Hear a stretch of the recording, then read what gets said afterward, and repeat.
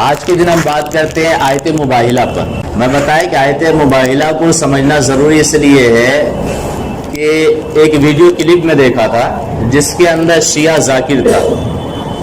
شیعہ ذاکر مطلب شیعوں کا عالم جو تقریر کر رہا تھا، وہ یہ کہہ رہا تھا کہ نبی کریم صلی اللہ علیہ وسلم کی صرف ایک بیٹی ہے، فاطمۃ الزہرا، اور ہم اہل سنت والجماعت کا ماننا یہ ہے کہ نبی صلی اللہ علیہ وسلم کی 4 بیٹیاں تھیں۔ تو آیت مباہلہ کو وہ دلیل بنایا تھا، تو ہم آیت مباہلہ پہ ہی بات کرتے ہیں۔ ہوا یہ ہے کہ نجران کی جو نصارہ تھے یعنی عیسائی جو تھے، ان کی ایک جماعت، ان کا ایک وفد نبی کون صلی اللہ علیہ وسلم کی خدمت میں حاضر ہوا اور آ کر کہنے لگا کہ آپ گمان کرتے کہ عیسیٰ علیہ السلام اللہ کے بندے ہیں۔ یہ کہتے ہیں کہ عیسیٰ علیہ السلام کیا ہے؟ اللہ کے بندے ہیں۔ نبی صلی اللہ علیہ وسلم نے فرمایا کہ ہاں، عیسیٰ علیہ السلام اللہ کے بندے ہیں اور اس کے رسول ہیں۔ تو یہ بات سنتے ہی نصارہ یہ غصے میں آ گئے۔ نصارہ عیسائی جو تھے وہ کیا ہے؟ غصے میں آ گئے اور کہنے لگے یا محمد، کیا تم نے کبھی بے ماں باپ کے انسان دیکھا ہے؟ بغیر باپ کے انسان دیکھا ہے؟ اس سے ان کا مطلب یہ تھا کہ عیسیٰ علیہ السلام بغیر باپ کے پیدا ہوئے، لہٰذا ان کا باپ کون ہے؟ اللہ تبارک و تعالیٰ ہے، نعوذ باللہ معاذ اللہ۔ ان کا دعویٰ یہ تھا کہ عیسیٰ علیہ السلام بغیر باپ کے پیدا ہوئے، لہٰذا ہم یہ مانتے ہیں کہ بغیر باپ کے آج تک کوئی انسان پیدا نہیں ہوا، تو ہم یہ مانیں گے کہ عیسیٰ علیہ السلام اللہ تبارک و تعالیٰ کے بیٹے ہیں، معاذ اللہ۔ اس پر آیت مباہلہ نازل ہوئی اور اس کی اسٹارٹنگ میں یہ بتایا گیا کہ ان مثل عیسیٰ عند اللہ کمثل آدم خلقہ من تراب ثم قال له کن فیکون، کہ عیسیٰ علیہ السلام کی کہاوت اللہ تبارک و تعالیٰ کے نزدیک آدم علیہ السلام کی طرح ہے کہ انہیں اللہ تعالیٰ مٹی سے پیدا فرمایا اور فرمایا ہو جا تو وہ ہو گئے۔ تو اس کے اندر یہ بات بتائی گئی کہ حضرت عیسیٰ علیہ السلام بغیر باپ کے پیدا ہوئے، تو تم تعجب سے یہ کہتے ہو کہ بغیر باپ کے کوئی انسان نہیں ہوتا، لہٰذا ہم یہ مانیں گے کہ عیسیٰ علیہ السلام کا باپ کون ہے؟ اللہ تبارک و تعالیٰ، معاذ اللہ۔ تو اس آیت میں یہ بتایا گیا کہ عیسیٰ علیہ السلام بغیر باپ کے، تو تمہارا یہ دعویٰ ہے، اور حضرت آدم علیہ السلام تو بغیر ماں اور باپ کے ہیں، ان کی پیدائش پہ تمہیں کوئی تعجب نہیں ہے، انہیں تم اللہ کا نبی مانتے ہو، حالانکہ وہ بغیر ماں اور باپ دونوں کے ہی پیدا ہوئے، مٹی سے انہیں بنایا گیا اور اللہ تبارک و تعالیٰ روح پھونک کر انہیں دنیا میں بھیج دیا، تو انہیں تو تم پیغمبر مان لیتے ہو، لیکن حضرت عیسیٰ علیہ السلام کو کیا مان لیتے ہو؟ اللہ تبارک و تعالیٰ کا بیٹا۔ یہ تعجب کی بات ہے۔ تو یہ بتایا گیا ہے کہ حضرت آدم علیہ السلام بے ماں اور باپ دونوں کے بغیر مٹی سے پیدا ہوئے، تو جب انہیں تم اللہ کا مخلوق اور اللہ کا نبی مانتے ہو تو عیسیٰ علیہ السلام کو بھی مانو۔ تو عیسیٰ علیہ السلام کے بغیر باپ کے پیدا ہونے میں پھر کوئی تعجب کی بات نہیں، لیکن نصارہ جو ہے یہ ماننے سے انکار کر دیے۔ ان کا دعویٰ یہی تھا کہ حضرت عیسیٰ علیہ السلام کو اللہ کا بیٹا ہی مانیں گے اور مانتے رہے۔ تو جب اس بات پہ اڑے رہے نا، تو مباہلہ کا حکم نازل ہوا۔ مباہلہ کیا کہتے ہیں کہ جب دو لوگ دلیل سے بحث نہ کریں تو دونوں لوگ اکٹھے ہو کر جھوٹے پہ اللہ کی لعنت بھیجتے ہیں، اور مباہلہ کا اثر یہ ہوتا ہے جو جھوٹا ہوتا ہے فوراً اللہ تبارک و تعالیٰ کے عذاب کے پکڑ میں آ جاتا ہے۔ ٹھیک ہے، تو اللہ تبارک و تعالیٰ مباہلے کا حکم دیا اور فرمایا فقل تعالوا ندعو ابناءنا وابناءکم ونساءنا ونساءکم وانفسنا وانفسکم ثم نبتہل فنجعل لعنت اللہ علی الکاذبین۔ کیا محبوب آپ فرماؤ کہ آؤ، ہم اپنے بیٹے تم اپنے بیٹے، ہم اپنی عورتیں تم اپنی عورتیں، ہم اپنی جانیں تم اپنی جانیں لے کر آؤ، پھر ہم مباہلہ کرتے ہیں اور اللہ تبارک و تعالیٰ کی لعنت جھوٹے پر بھیجتے ہیں۔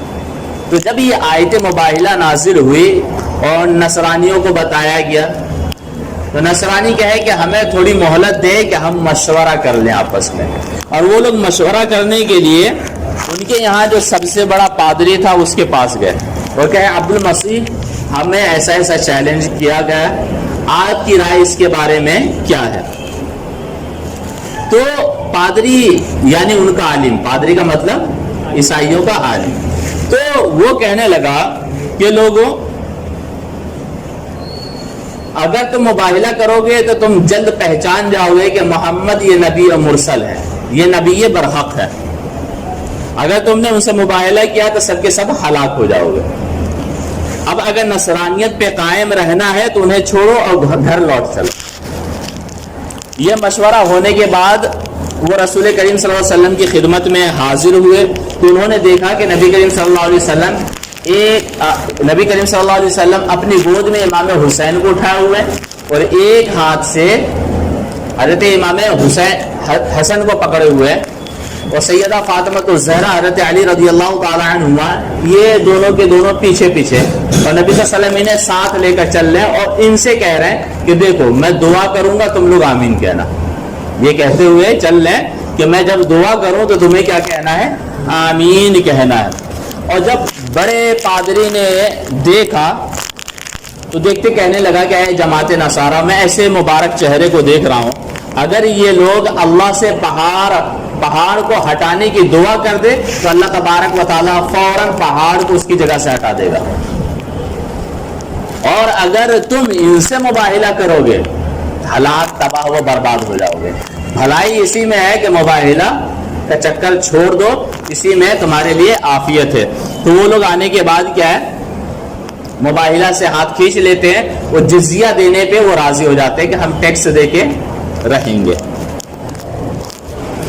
اب نبی کریم صلی اللہ علیہ وسلم فرماتے یہ ہیں کہ مباہلہ جب ٹل گیا تو نبی صلی اللہ علیہ وسلم فرماتے اس ذات کی قسم جس کے دست قدرت میں میری جان ہے، نجران والوں پر عذاب بالکل قریب آ چکا تھا۔ اگر وہ مباہلہ کرتے تو بندروں اور سوروں کی شکل میں انہیں بنا دیا جاتا، مسخ کر دیا جاتا، کوئی بندر بنتا تو کوئی سور بن جاتا، اور جنگل آگ سے بھڑک اٹھتا اور نجران اور وہاں کے رہنے والے پرندے تک ختم ہو جاتے، اور 1 سال کے اندر روئے زمین سے سارے عیسائیوں کا وجود تک مٹ جاتا۔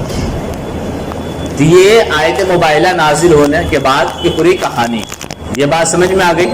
اب اس آیت کو، اس کے شان نزول کو دلیل بنا کے شیعہ ذاکر یہ کہتا ہے کہ نبی صلی اللہ علیہ وسلم کی ایک بیٹی تھی، اس لیے کہ اللہ تبارک و تعالیٰ قرآن میں یہ فرمایا کل تعالوا ندعو ابناءنا وابناءکم، کہ میں کو آپ فرمائیے کہ ہم اپنے بیٹوں کو لے کر آئیں، تم اپنے بیٹوں کو لے کر آؤ، ہم اپنی عورتوں کو لے کر آئیں، تم اپنی عورتوں کو لے کر آؤ۔ اور نبی صلی اللہ علیہ وسلم وہاں کسے لے کر گئے تھے؟ امام حسن حسین کو، ٹھیک ہے، اس لیے کہ نبی صلی اللہ علیہ وسلم کے اولادوں میں ان کا بھی شمار ہے، اور سیدہ فاطمہ الزہرا کو۔